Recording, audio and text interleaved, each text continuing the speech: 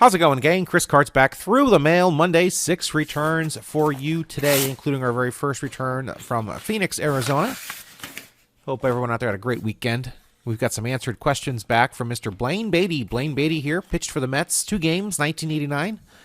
And he got into 5 games in 1991. He blew out his arm in between, and that kind of derailed his career, although he always had really good minor league numbers. Not quite sure why he got so few opportunities in the major leagues.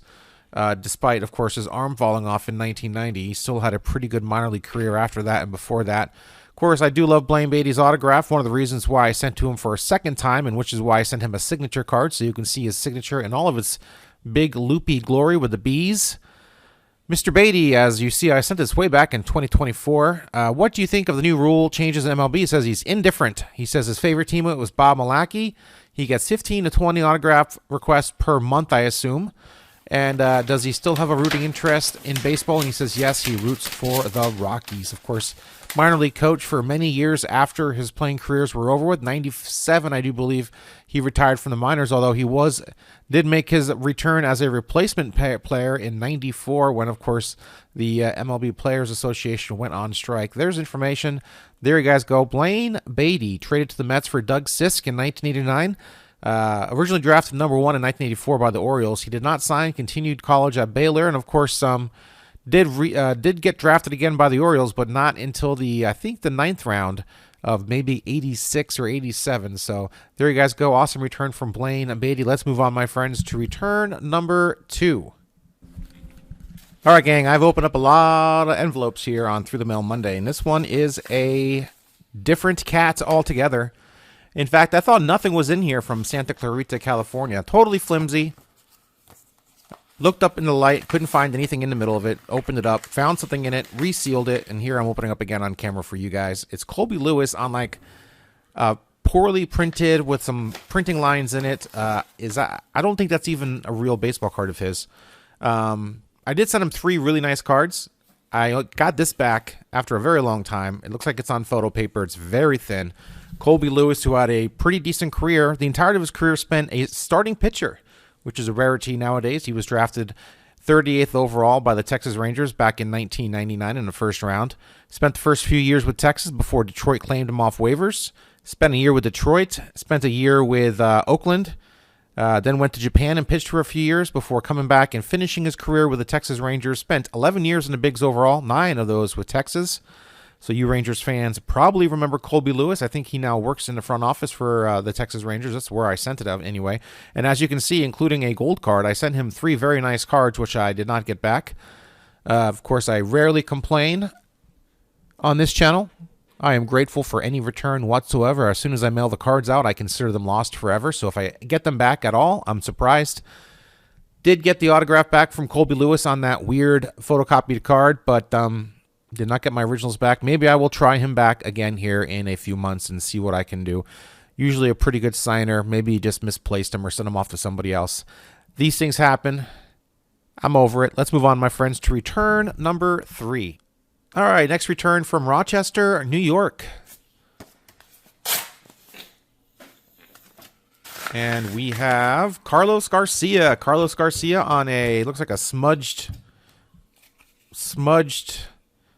Yeah, that's a little smudged, and that one's smudged too. But these two aren't going to be smudged. 96, 97 Fleer, which, of course, awesome cards to get autographed. Carlos Garcia, a 10-year big league pro, spent his first 7 years with the Pirates, including an all-star appearance in 1994.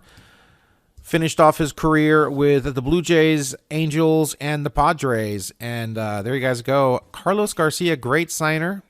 Went on to coach and manage in the minor leagues. Went on to manage in the Mexican League. And there you guys see the backs of these cards for...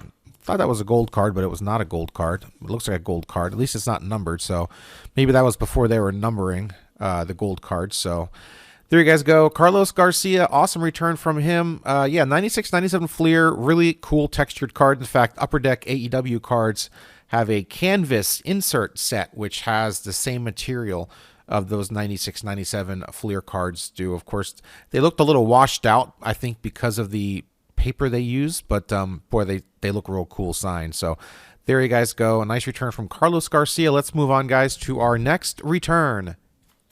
All right, amigos, moving right along, we've got San Diego, California. As you know, a great place to visit. And we've got Troy Afenier here on a Bowman card. Troy, originally drafted back in 1983 by the Astros, 11th overall pick, a catcher. Nice return from him. Didn't play much for the Astros. Got into a few games in 1989 before being traded off to the Cincinnati Reds. Between the Reds and the Oakland Athletics and the Houston Astros, he got into 45 games over a 4-year period. Did answer some questions for me, so let's go ahead and find out what they are. Troy Afenier. Nice array of cards, of course. Early 90s. The rookies, Donruss, 92 Donruss as well. As a Fleer, almost all the sets, major sets, their top stadium club, represented by Troy, and could not leave out the minor league card. I sent him a nice note saying I sorry I sent 5 cards, but I couldn't leave any one of those cards out because they all looked pretty sweet. So here we go. How many autograph requests do you typically receive each week or month? He said quite a few. And is there any pet peeves you have? He said, I enjoy signing. It's nice to have people want me to sign again. So there you guys go, reliving his major league career, his professional baseball career, and minor league and pro as well. MLB, I'm sure he got asked for autographs at all levels. Very nice return from Mr. Troy Afenier. Let's move on, my friends, to our next return. All right, friends, 2 more to go. Pittsburgh, PA, our next return here. And we have, let's see, we got a unsigned index card. We got some envelope shrapnel on the mouse pad, which you guys know I cannot abide by. And we've got Tom Telman here with a glorious 80s mustache. Tom Telman drafted back in 1976 out of UNLV by the Padres. 11th round draft pick. Got a Padres Future Stars card with him. I can get Stabling on there as well. Craig in the middle, no longer with us. 1984 Topps card signed for the set. Very nice signature from Tom Telman, who played 5 years in the big leagues, pitched 112 games, only started 2 of them for the Brewers, Padres, and the Oakland Athletics. Nice return from Mr. Tom Telman. Perfect fielding percentage, 65 total chances as a pitcher, and he fielded all of them properly for a perfect fielding percentage of 1.000.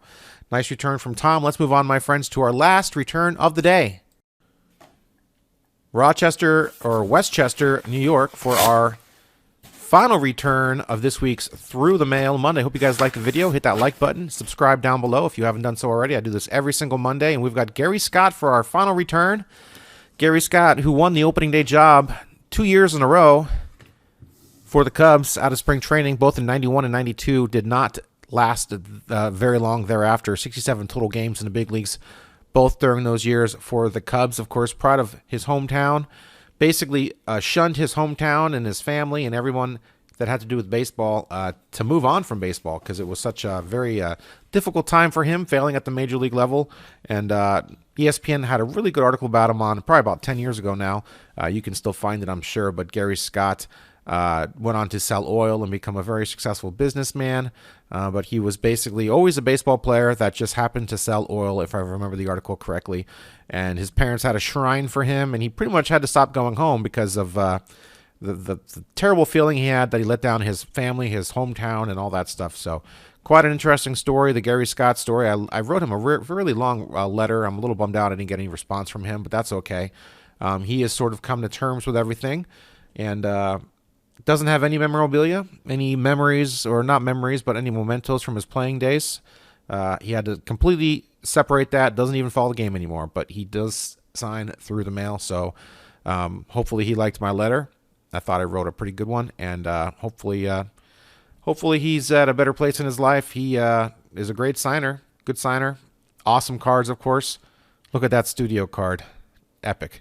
Ultra, I love that Ultra set as well. Anyway, my friends, that is it for this week's Through the Mail Monday. Thanks for watching. I do this every single Monday. I've done so for the last 329 weeks in a row without fail. Hope everyone is enjoying the summer. I'm very happy. I got a little rain over the weekend. Finally, I think Sunday, yesterday, it rained a little bit. Or actually, today, as I'm filming this, I'm looking out the window right now and it's raining. So, yeah, it's raining a little bit, but that's okay. Grass was getting brown. I haven't put the sprinklers on yet, so that's just perfect timing for me. Probably leave the sprinklers off for another week now. But yeah, what else is there to say? Very bummed out about wrestling legend Sabu passing away yesterday, or probably Saturday night. Just saw him, of course, at his final match. I put a photo of me and him taken 3 weeks ago at, of course, the WrestleCon in Vegas. And check that out. I always want to have one of those photos where I'm doing his little point up to the sky, and I screwed it up. I got the thumb sticking out. It's not what you're supposed to be doing. You're supposed to be pointing. You're not supposed to be doing the number one symbol. So it's just hard. It's a hard thing to do. And if you don't know what I'm talking about, that's fine. But the picture's on my community tab page if you want to see it. And bummed out about that. Glad to see his final match. I did tell him before his final match, he did sign my WWE Encyclopedia, which is a video series I'm working on and will be pretty incredible, I hope and think. And very happy to have him sign that, get him to sign that before he passed on. So very cool. I think I'll put a short video up. Might be already up as you're watching this. Short video of him signing that.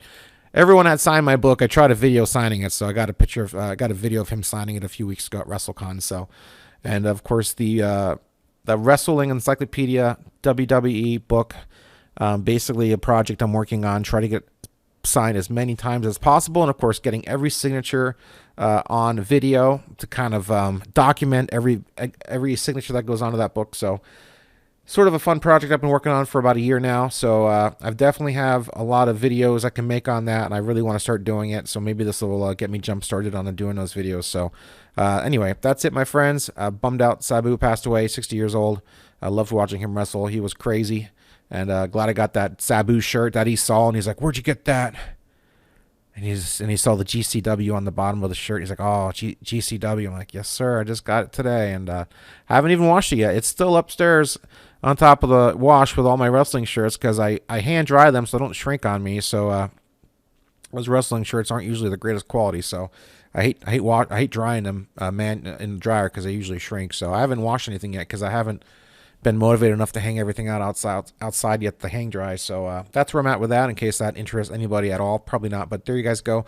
Another Through the Mail Monday in the books. 330 will be next week, next Monday. Make sure you check that out. Of course, this Friday will be a set update video.